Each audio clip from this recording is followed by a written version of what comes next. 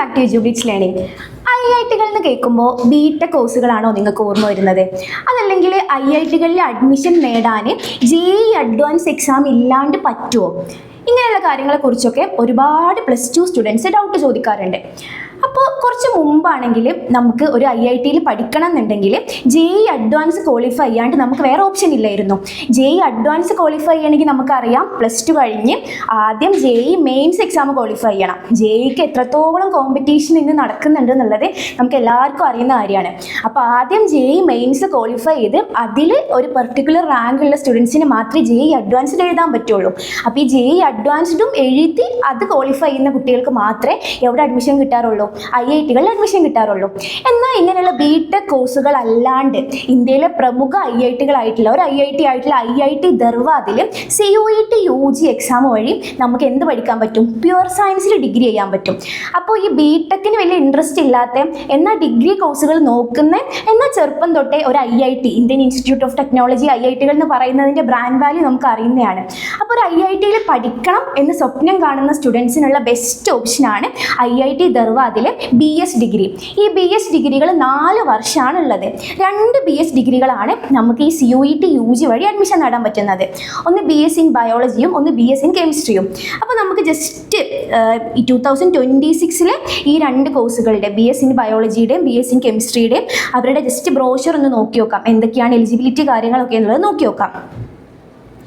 അപ്പോൾ ഇതിൽ പറഞ്ഞിട്ടുള്ളത് നമുക്ക് CUET UG വഴി ഈ ബയോളജി കോഴ്സിന് അഡ്മിഷൻ വാങ്ങണം എന്നുണ്ടെങ്കിൽ നമ്മൾ ബയോളജിയുടെ പേപ്പർ അറ്റൻഡ് ചെയ്യണം. അതുപോലെ കെമിസ്ട്രിക്ക് അഡ്മിഷൻ വാങ്ങണം എന്നുണ്ടെങ്കിൽ CUET UG-ൽ ഏത് അറ്റൻഡ് ചെയ്യണം? 306 അതായത് കെമിസ്ട്രിയുടെ പേപ്പർ CUET UG-ൽ അറ്റൻഡ് ചെയ്യണം.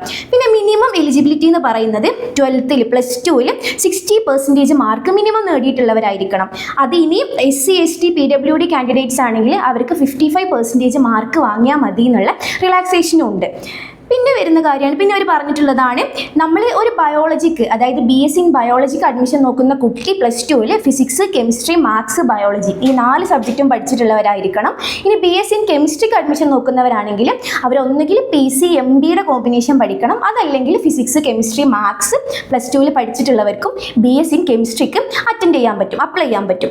അപ്പോൾ ഇതിൻ്റെ ഒക്കെ ഈ ഒരു കോഴ്സ് പഠിക്കുന്നതിൻ്റെ ഒരു മെയിൻ ഒരു പോസിറ്റീവ് കാര്യം എന്ന് പറഞ്ഞാൽ നമുക്ക് ഞാൻ പറഞ്ഞല്ലോ ഈ BS ഇൻ ബയോളജിയും BS ഇൻ കെമിസ്ട്രിയും 4 വർഷത്തെ ഡിഗ്രി പ്രോഗ്രാമാണ്. ഇനി ഒരു കുട്ടിക്ക് ഈ 4 വർഷത്തിന് ശേഷം അത് PG ആക്കണം എന്നുണ്ടെങ്കിൽ അതായത് ഒരു 5 ഇയറും കൂടെ കൂട്ടി പഠിച്ച് BSMS പ്രോഗ്രാം കംപ്ലീറ്റ് ചെയ്ത് ഇറങ്ങാനും പറ്റും. അപ്പോൾ വേണമെന്നുണ്ടെങ്കിൽ എന്ത് ചെയ്യാം? 4 ഇയർ കഴിഞ്ഞ് BS ഇൻ കെമിസ്ട്രി അല്ലെങ്കിൽ BS ഇൻ ബയോളജി ബിരുദം കരസ്ഥമാക്കി ഇറങ്ങാം. അതല്ലെങ്കിൽ MSc കൂടി ഇൻക്ലൂഡ് ആക്കി BSMS ഡിഗ്രി കരസ്ഥമാക്കാനുള്ള ഒരു ഓപ്ഷനും ഈ IIT ധർവാദ് കൊടുക്കുന്നുണ്ട്.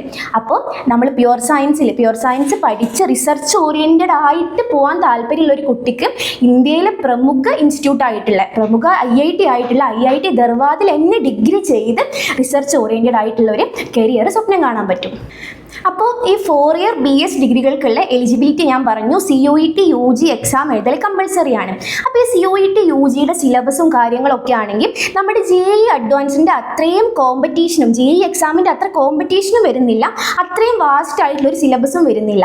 നമ്മൾ നോക്കിക്കഴിഞ്ഞാൽ PCMB ഫിസിക്സിൻ്റെയും കെമിസ്ട്രിയുടെയും ബയോളജിയുടെയും മാത്സിൻ്റെയും ഒക്കെ CUET UGയുടെ സിലബസ് നോക്കിക്കഴിഞ്ഞാൽ +2-ലെ ടോപ്പിക്സ് JEEക്ക് നമുക്കറിയാം +1-ലെയും +2-ലെയും 2 ടോപ്പിക്സും ചോദിക്കാറുണ്ട്. പക്ഷേ ഈ CUET UGക്ക് +2-ലെ ടോപ്പിക്സ് മാത്രമേ ചോദിക്കാറുള്ളൂ. JEE അഡ്വാൻസ്ഡിൻ്റെ അത്രയും കോമ്പറ്റീഷനും വരുന്നില്ല. അപ്പോൾ ഈ CUET UGക്ക് +1 +2-ൻ്റെ കൂടെ തന്നെ സിസ്റ്റമാറ്റിക്കായി പ്രിപ്പയർ ചെയ്തിട്ട് ഒരു കുട്ടിക്ക് എവിടെ പഠിക്കാൻ പറ്റും? +2 കഴിഞ്ഞ് IIT ധർവാദിൽ പ്യുവർ സയൻസിൽ ഡിഗ്രി പഠിക്കാൻ പറ്റും. അപ്പോൾ ഈ CUET UGക്ക് വേണ്ടി നമ്മൾ എന്ത് ചെയ്യുക? +1 തൊട്ടോ +2 തൊട്ടോ ഒരു സ്ട്രാറ്റജിക്കലായി പ്രിപ്പയർ ചെയ്യുക. അങ്ങനെ CUET UGയുടെ പ്രിപ്പറേഷൻ നോക്കുന്നവരാണ് നിങ്ങളെങ്കിൽ, അല്ലെങ്കിൽ നിങ്ങളുടെ ഫാമിലിയിലോ ഫ്രണ്ട്സിലോ ഉള്ള ആരെങ്കിലും +1 +2 പഠിക്കുന്നവർ CUET UGയുടെ കോച്ചിങ് നോക്കുന്നവരാണെങ്കിൽ അവർക്ക് ബെസ്റ്റ് ഓപ്ഷനാണ് എജ്യൂബ്ലിറ്റ്സ് ലേണിംഗ്. എജ്യൂബ്ലിറ്റ്സ് ലേണിംഗിൽ 2 ഇയർ +1 പഠിക്കുന്നവർക്ക് 2 ഇയർ ലോങ് ടേം ബാച്ച്, അതല്ലെങ്കിൽ +2 പഠിക്കുന്നവർക്ക് 1 ഇയർ ലോങ് ടേം ബാച്ചിലേക്കുള്ള CUET NCET എക്സാമുകളുടെ കോച്ചിങ് സ്റ്റാർട്ട് ചെയ്തിട്ടുണ്ട്. നമ്മുടെ ആപ്പിൽ ഒരു ആപ്പ് വഴിയാണ് നമ്മൾ ക്ലാസ്സുകൾ പ്രൊവൈഡ് ചെയ്യുന്നത്. ഇഷ്ടംപോലെ അതായത് കഴിഞ്ഞ എല്ലാ വർഷത്തെയും CUET UGയുടെ ക്വസ്റ്റ്യൻ പേപ്പേഴ്സ് ടെസ്റ്റ് ആയിട്ട് തന്നെ നമ്മൾ അപ്ലോഡ് ചെയ്തിട്ടുണ്ട്. ക്ലാസ്സുകളെല്ലാം ഇതെല്ലാം കംപ്ലീറ്റ് സിലബസ് ഇൻക്ലൂഡ് ആവുന്ന ക്ലാസ്സുകളും അതിന് പുറമെ ഒരുപാട് ടോപ്പിക് വൈസ് ടെസ്റ്റുകളും അതിന് പുറമെ ഫൗണ്ടേഷൻ ടെസ്റ്റുകൾ, ടോപ്പിക് വൈസ് ടെസ്റ്റുകൾ, മൺത്ലി മോക്ക് ടെസ്റ്റുകൾ, ഇനി എല്ലാം കഴിഞ്ഞ് കമ്പൈൻഡ് ആയിട്ടുള്ള മെഗാ മോക്ക് ടെസ്റ്റുകളും PYQ ടെസ്റ്റുകളും എല്ലാം നമ്മുടെ സ്റ്റഡി പ്ലാനിൽ ഇൻക്ലൂഡഡ് ആണ്. ആരെങ്കിലും CUET UGയുടെ കോച്ചിങ് നോക്കുന്നവരുണ്ടെങ്കിൽ എജുബ്ലിറ്റ്സിനെ കോൺടാക്ട് ചെയ്താൽ മതി.